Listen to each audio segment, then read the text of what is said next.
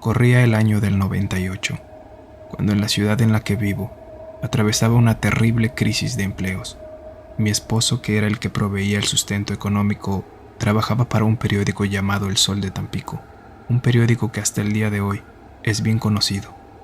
Mismo trabajo que nos calzó y nos dio de comer durante años a mis 2 hijas que en ese momento vivían en mi casa, a mi esposo y a mí. Todo comenzó con la grandiosa idea de hacerle un pequeño festejo a mi hija mayor que había concluido la secundaria. Como no le había hecho 15 años, quería regalarle algo, pero la realidad es que si bien comíamos bien, tampoco teníamos el dinero de sobra como para llevar a cabo aquel festejo. Mi casa es una casa grande que nos heredó mi papá. Al inicio vivíamos en la planta grande de abajo, pero cuando él partió, nos mudamos para la parte de arriba y rentamos abajo. Yo era mucho más joven y no tenía problemas para subir tanto escalón. Pasaban los días y yo seguía pensando en qué podía hacer para sacar dinero, y me acordé de un sofacama y una litera que tenía para niños que mis hijas solían usar. Era pequeña. Le pregunté a mi esposo si podíamos tener un descuento para poner ambos artículos en el periódico, que pidiera un espacio pequeño y que no serían muchas letras. Él aceptó. Pusimos el número de teléfono y las medidas de una manera muy general. Yo estaba muy emocionada porque creía que se vendería rápido. Pasaron los días, pero el teléfono no sonaba. Incluso les pedía a mis hijas que no usaran el teléfono para que dejaran que la llamada pudiese entrar a la línea, pero ni así. Estaba un poco triste, pues veía que el día se acercaba y nada pasaba. Pero no perdía la esperanza. Dejó de aparecer en el periódico y la volvimos a publicar, hasta que una mañana al fin sonó el teléfono. Era un señor que sin titubear ni regatear me dijo que quería ambas cosas, la litera y el sofacama. Ni una sola pregunta. Me pidió que le pasara la dirección. Mis hijas, que acostumbraban a jugar con los vecinitos en el patio, estaban afuera. Entre tantas cosas que aquel día estaba haciendo, lo había olvidado, hasta que se escuchó el motor de una camioneta grande estacionándose enfrente de la casa. No había pasado ni una hora. Salí y vi a mi hija platicando con aquel hombre. Lo miré detenidamente por un momento. El tipo era un hombre con una mirada un poco nerviosa, al igual que sus movimientos. Muy delgado de su cara. No me daba buena espina. Quité el seguro del portón de abajo para ir hasta aquel cuarto del fondo. Caminamos. Él me siguió. Vio el sofacama por unos instantes, pero cuando vio la litera, noté un interés en él que se le despertó. Le pregunté si tenía hijos, pero no me respondió. Estábamos en un cuarto en el fondo de mi casa. Comenzaba a angustiarme porque ninguna de mis vecinas me vieron entrar. Me dijo que quería únicamente la litera y que pagaría el dinero del sofacama, que lo vendiera en otro lugar si era necesario. Salí para pedirle al esposo de una vecina que me ayudara a subir la litera a la camioneta de aquel hombre.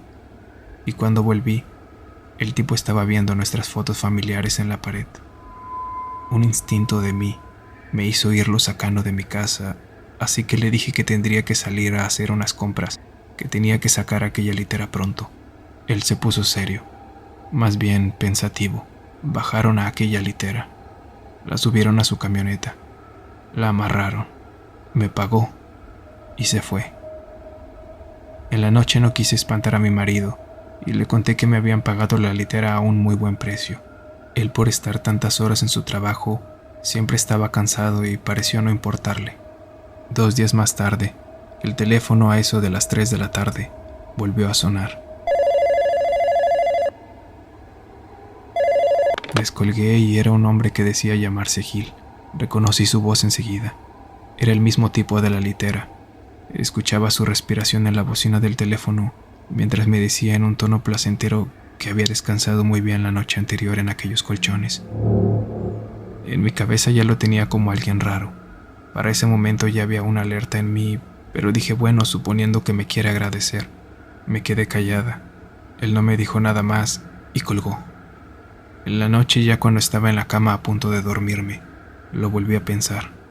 Estaba yo en la oscuridad de mi habitación con los ojos abiertos y a mi costado mi esposo de espaldas. Al siguiente día, atravesaba la cocina cuando mi hija la pequeña me decía que me había hablado el señor Gil. Tiré el vaso de la licuadora al suelo sin querer. La regañé porque no me gustaba que anduviera contestando llamadas a desconocidos. La dejé hablar y me dijo que él le había preguntado que en cuál de los pequeños colchones dormía ella. Llevé mis manos a mi rostro, corrí para donde el teléfono, lo arranqué de la pared y les prohibí a las dos jugar en el patio. Todo en mi cabeza daba vueltas y los problemas que antes eran grandes, como la preocupación de la fiesta, se habían hecho pequeños. No quería decirle nada a mi esposo, pero como había desconectado y roto algunos cables del teléfono con aquel ataque de nervios, tenía que por lo menos explicarle algo. Se hizo de noche. Aquella vez me acuerdo que de lo espantada que me habían visto mis hijas, se pusieron tristes. Llegó su papá. Le confesé todo y tuvimos una fuerte discusión, porque él decía que nunca estuvo de acuerdo con andar poniendo nuestro teléfono en el periódico. Yo me quedé todo el tiempo callada, hasta que ya no pude contener el llanto. Era terrible.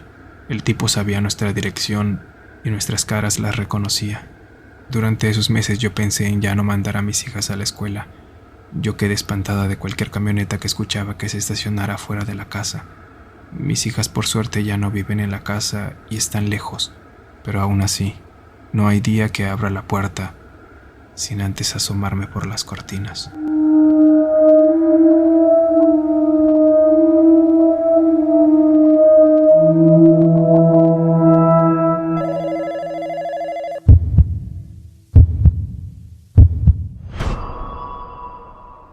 Mi nombre es Brian y vivo en la Ciudad de México, en un departamento en el 6º piso con mi actual pareja. Mi historia comienza una tarde en la que perdí el tiempo viendo los grupos de ventas en Facebook de la delegación en la que vivo.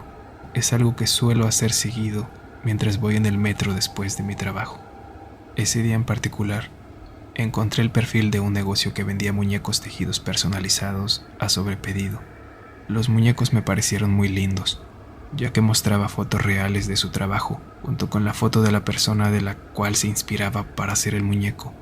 La venta era completamente en línea y te lo mandaban por paquetería. Al ver que muchas personas le comentaban, no dudé en realizarle también mi pedido. Después de realizarle la transferencia, me pidió que le enviara la foto de la persona que quisiera de muñeco. En ese momento dudé, ya que primero quería hacer un muñeco de mi pareja, pero después pensé que sería una buena idea tener un mini yo. Por tanto, terminé enviándole una foto de cuerpo completo mía, para que se basara en hacer el muñeco. No pasó ni una semana, cuando recibí en mi casa la caja de cartón con el muñeco adentro. Me sorprendió mucho la rapidez con la cual lo recibí, porque yo creía que le tomaría más tiempo a la persona, pensando que con esa publicación había traído muchos pedidos. Le enseñé el muñeco a mi novio, le pareció adorable. Incluso me comentó que parecía de muy buena calidad, que también quería que le pidiera uno y esa noche decidió ponerlo en una mesa pequeña en su lado de la cama. Hasta ese momento no me pasó por la cabeza absolutamente nada. No era la primera vez que compraba algo por internet. Lo extraño comenzó por la noche. Era eso de las 2 o 3 de la madrugada. Escuché un ruido muy fuerte que venía del techo y unos segundos después empezó a escuchar algo por los ductos de ventilación. En ese momento volteé a ver a mi novio, y antes de siquiera preguntarle, él me afirmó que también lo estaba escuchando, que seguía despierto. Quiero mencionarles que cada departamento de este edificio tienen sus propios ductos de ventilación, los cuales son algo grandes. Fácilmente podría caber un gato o un animal de ese tamaño. Es por eso que esa noche pensamos que posiblemente habría algún animal dentro de ellos. Esperamos a que se dejara de escuchar, y mi novio me dijo que lo reportaría al día siguiente con el de mantenimiento. A la mañana siguiente, cuando me desperté, me di cuenta que el muñeco no estaba en su lugar. Me pareció muy raro, pero pensé que tal vez mi novio al despertarse para ir a trabajar lo había movido. Después que ambos volvimos del trabajo, le pregunté si había movido al muñeco o si lo había visto, pero me dijo que no.